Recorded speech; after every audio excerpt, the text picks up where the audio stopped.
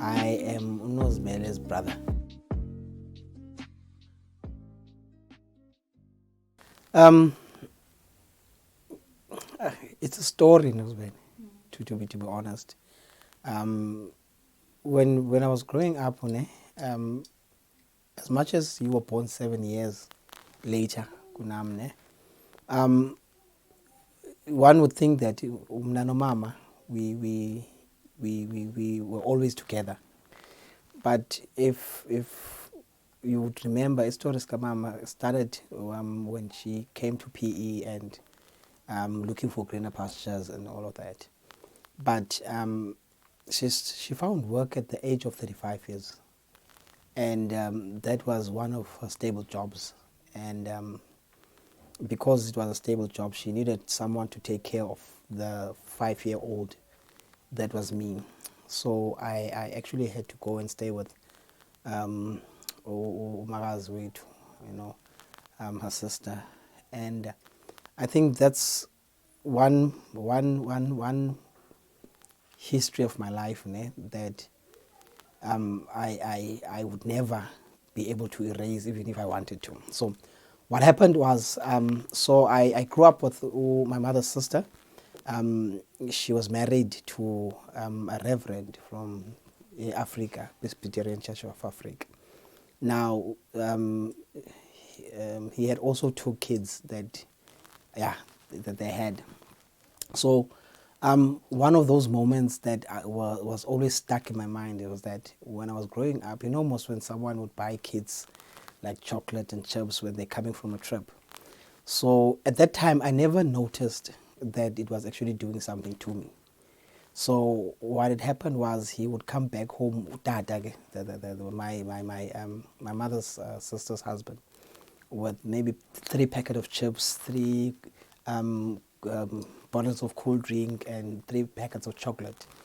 And what he would do is he would actually take 2 packets out, and he would call the kids and be playful around them, saying, look what I've brought you, look what I brought you. And after the whole theater of playing, and he would then call me afterwards and said, yeah, Nanze yako, here's yours. At that time, it didn't bother me much because as I never noticed anything different about it, any different treatment, because generally he bought 3 packets for all of us. But as I grew up, it started working on me that the man was a bit irritated for him to raise someone else's kids, someone else's child, to put it that way. And you could actually see by the manner in which he conducted his discipline amongst us. And to a point where it made me feel like it would have been better if I did not have a father figure in my life. Because the one that was there, he never abused me in any way. It was never a physical abuse. It was never anything. He didn't touch me, didn't hit me, didn't do anything. But it was that psychological disconnection between us where you could feel that you are not wanted.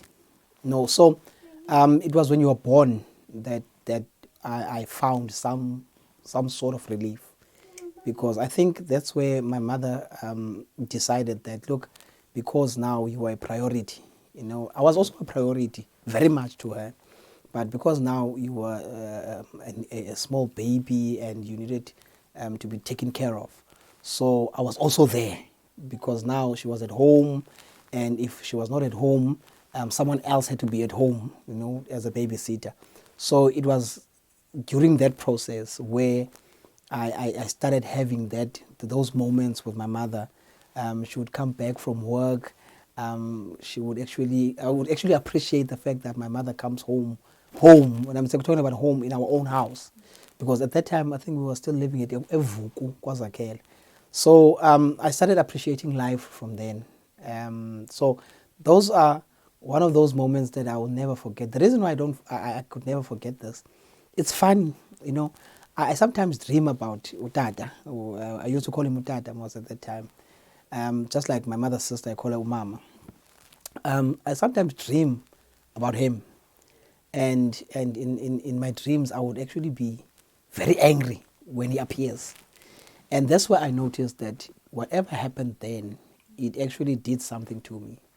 So, as much as I don't want to blow your horn much, but when you were born, it actually brought some form of relief also into my life, that I could actually spend more time with my mother. So yeah, that's the one thing that I can actually remember from growing up. um, Not really. Well, look, this is a funny funny question, because I was thinking about it the other day. Ne? How I got to know my father was very accidental, because remember they were in a Presbyterian Church of Africa. Now, same church as my mother, same church as my mother's sister, and everything else. And it so happened that I also had other sisters within the same church, because my father was married. Now, the only way I got to know that this man was my father was when I was actually introduced to my elder sister, Nostima. And now I actually had to find out that who is Nostima's father then. And that's how I actually knew that, oh, this is my father. So it was very accidental. It was not a matter of him introducing himself to me or coming to me, to a point where I never had a conversation with him up until I was about 12 years of age. We saw each other there. One would pass past the other one. There was nothing, you know. It was up until I was about 12, 11 years where I started to have a conversation with him. Other than that, it was very accidental, if I can put it that way, in a true sense of being accidental. The one time that I saw him was in a dark, because he had visited my mother. That now, I don't want to escape this one. We were not born yet. So he visited our house. We were staying in New Brighton then. So he visited my house in the middle of the night. Yeah, so I saw him in the dark. And respectfully, because when we were staying in New Brighton, it was a two-room house. So there was a bedroom and there was a dining room. And my mother, respectfully, they went to the dining room. So yeah, other than that, I never really knew that he was my father. It was just accidentally that I was told that, okay, this is your sister Nostima. And when I inquired as to who is Nostima's father, that's where I knew that, oh, 1 and 1 is 2. So we have the same father. Listen, you know what? My relationship with him, as much as I tried, to have a father and son relationship, we both knew that it was not going to be that, So we ended up having a transaction, you know. It was a matter of knowing that, oh, this is the man that was part of the process of me being here on earth. But for him being a father, he was more of an advisor than a father, and the fact that we had a relationship was based on the fact that, oh, this was the man that was involved in giving birth to me. That was all about that. Other than that, my relationship with him was not a good relationship. It was not a bad relationship. We had funny moments. Ne? We had one of those moments where we tried to have a father. It was a bit awkward, but we tried. We tried in the awkwardness. We tried, but we never had that much of a good relationship. We never had that relationship where he would sacrifice something if I was in trouble. Yes, he would be there if I remember this one time. I actually got in trouble at school. We started picking our teachers' bags, because our teachers, I was in primary then, our teachers used to leave their bags in the classroom. So me and my friends used to pick teachers' bags. And we got into trouble. And so I knew that I couldn't call my mother to come to school. So I called him. I used him as an scapegoat to get myself out of trouble. So we had that type of a relationship. It was not I don't want to disappoint my father. Whether I was a disappointment to him, it didn't really matter to me what he thought of me. It was a matter of, look, if you can get me out of trouble, then so be it. If you can't, then I'll be okay with it. So it was not that much of a good relationship. Okay, let me be honest, Jane. As much as I never wanted to go to him in the first place. Um, Look, the man was a businessman and a known businessman.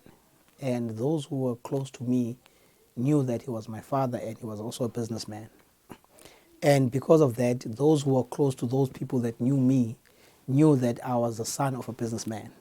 So now the pressure was the fact that now that we have passed matric, because we were a group of close friends, and amongst my friends, many of them were actually admitted in universities and EFT colleges and stuff. So they wanted to know what was my direction. So when I went to apply, it was still called Vista University back then. The first thing that they asked was that they told me about the registration fee. So I went to him.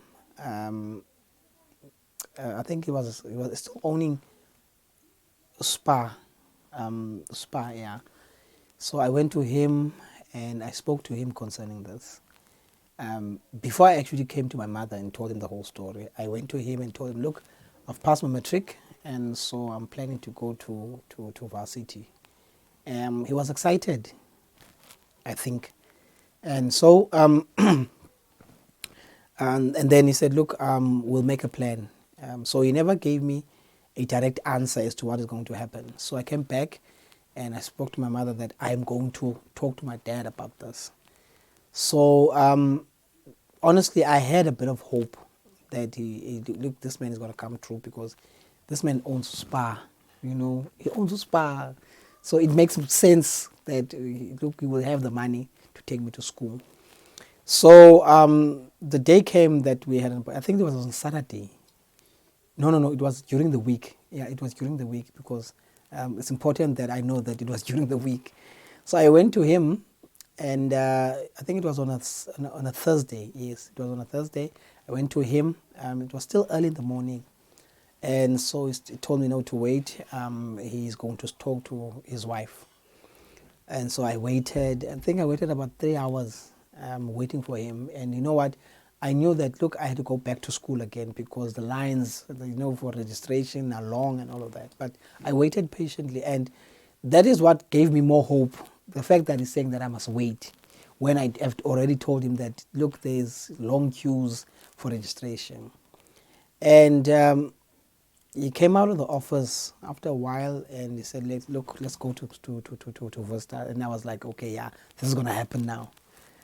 And he drove me. Vista now is here in Missionville. Now we drove and we came to the entrance, and the guy parked outside the gate. I was like, okay, there is parking inside the school premises, the varsity premises. I was like, why is he parking outside? Okay. Then he started having this chat with me, this awkward, rehearsed, conversation. I could feel that it was rehearsed, because at least by then I was about 17 years of age, and I could sense, when something is being practiced properly. So, and then he told me that, look, he couldn't talk before his wife, so he actually had to talk to me aside. And started with this story of his that, Malatisi, almost that I married, and the wife that I have is not really fond of children that are not hers. And so because of that, the wife refused to actually give me any money. The registration back then was about 3,500. So I was like, look, I'm not asking for money to pay for my actual fees, only just to register, and I'll take care of everything else.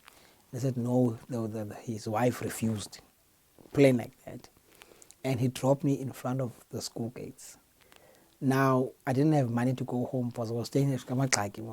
and Vista, it's at Mission Vale. And I don't know whether it was my pride, but when he said that, I didn't want anything else to do with him. So I went out of the car and pretended as if I'm going into the premises. The guy drove off, came out again, and I had to walk from Vista back to Emaklak. And fortunately enough for me, my mother did make a way. Yeah, my mother went to go make a loan just for me to get into through the registration process. And during the year, I passed well, but could not actually further my studies because I didn't have anything else, you know. And at that time, if you would remember, I was the first person in the house to actually go to varsity.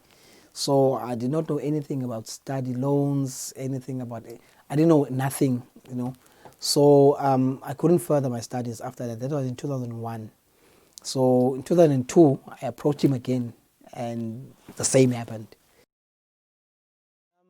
Let me be honest, you know. I have a daughter, né? She's 17 now, turning 18. I also have a son, turning 12, and then there's this one, and I also have my other son. You know. Now, I love my kids, kakulu, all four of them equally. Yeah, I love them to pieces. And I had a problem when I could see that circumstances did not allow me to have my kids to myself. You know, my eldest daughter, né, she comes once in a while, and it becomes a sad reality. Well, because now there was a situation where umakhulu wakhe started interfering in her coming to visit in the weekends. And I was quite upset, you know, very upset. On the contrary, I actually wanted to go there and confront them, but you know, I didn't want to cause problems, you know, because at the end of the day, she's staying there. So if I cause any problems, then there'll be repercussions for her. And my 13-year-old son, I remember when in 2013, when I went through the divorce, né, you know, I was willing to fight for him. In fact, I was determined that I'm going to actually raise my son. You know, it was up until the time that the court asked us to come with the child. You know, the process of a family advocate. That's where I decided that no, look, as much as I'm determined to fight for him, but I can never allow for him to go through that process, you know. So I had to let go. It's still a wound in my heart, but I had to let go. Now I'm actually raising now two kids, Ngulwandle and Iminati, and you know, yeah, they are a gift to me. You know, I would do anything for my kids. I know how it feels, ne, to be fatherless. You know, I sometimes I wish I would actually go as far as to say rather for one not to have a father at all, knowing that my father's dead, than for one to have a father that is fully alive but not present in their lives. So that's the one thing that really pushed me to understand that I love my kids to the fullest, and I would do anything for them. Yeah, so yeah, that's it. You know, he really influenced me in a good way. That I don't want to expose my kids to the same, I would call it torture, to be blunt, the same torture that I went through. You know, I want to provide for them. I want to secure their future, and I also want to leave a legacy for them, so that they know that, look, this man fought for us. You know, many people when they go through challenges, they always want to deep in them to find that one thing that will keep them going. The one thing that kept me going is the fact that I did not know what kept me going. And I think the reason, I think that what kept me pushing is to to wanted to find out what it is that gives me strength. Because at that time I wasn't even saved. I wouldn't say that it was because of my spirituality, my maturity in spiritual matters. I was just a young man, you know, and so at that time I don't know what kept me going. Ne? I just woke up one morning and slept, woke up the other morning, and you know, it's only now that I understand that it was you know, the Lord shepherding my ways. You know, there's this scripture that I love always, that izwi lakho lesibane senyawo zami. You know, I love that scripture quite a lot, because it's only now that I realize that, hey Jongane, this was God's plan. You know, I normally testify about this at our church, where I said that, look, I remember you, I think you were coming back from Germany at that time, that you bought me my second car. This issue of the second car, the first car was the one where I actually took money out of my savings and went to go buy a car. That was my first car. And then you bought me my second car. And I think that was in 2013. Now, it was in 2013. It was around January 2013, yes. And in March, on the 20th of March 2013, I got hijacked in the yard. And then I got my third car. And then on May, I was hijacked again. Ne? And in October, that's where I met my wife, in 2013, October. And coming to think about it, because remember, when I bought the cars, it was for business purposes. I had never intended to go back to work, but I was going to build my business from then. But when I was hijacked, both those cars, I was forced to go back to work. That's where I was employed as a security guard, and that's where I met my wife. So when I say that the Lord shepherded my ways, I mean exactly that. Because if it was not for the hijack, I would have never met my wife. And I would have never had this precious gift that I have at the moment. So hence I'm saying that I always appreciate the fact that now I'm starting to realize that it is the Lord that shepherds our ways, you know. And sometimes we might not appreciate the way in which God shepherds our ways, but eventually God shepherds our ways, you know. And the scripture that says all things work for the good, I'm a true manifestation of that. So yes, I did not know what kept me going, but now I'm starting to realize that it was all God's plan. No, currently I'm working for the CCMA. I'm actually finishing my postgrad diploma in labor law. I'll be going back to school again. I'll be finishing my LLB. When some might think that I am pushing so much to be an overachiever, that's not the point.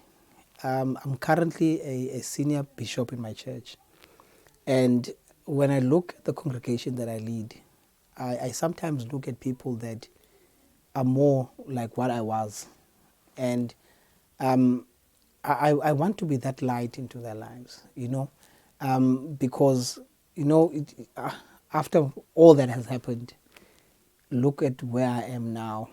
I'm able to stand on a pedestal and say that, look, you know, I wish that my father was still alive, you know. I remember a comedy that was running through my head at one time, that I wanted to start a program, like, you know, like a TV show, where I would actually name it Look Where I Am Now.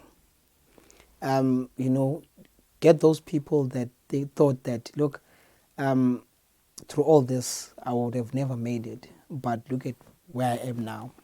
So I always encourage people, even in our church, and even today I still speak the same tone, as to saying, look, it does not help just to let go and give up. I prefer now, if something slips out of my hand, let it slip while I'm busy fighting, right? So I'm a true example of a man that was raised by a single parent. I'm a reflection of the regular kid on the street, but decided to make something of his life. And today I am what I am because of that determination. And there's more that's coming. And because of that, I always make sure that I raise up more young men like me that will look at the future, knowing that there is some light at the end of the tunnel.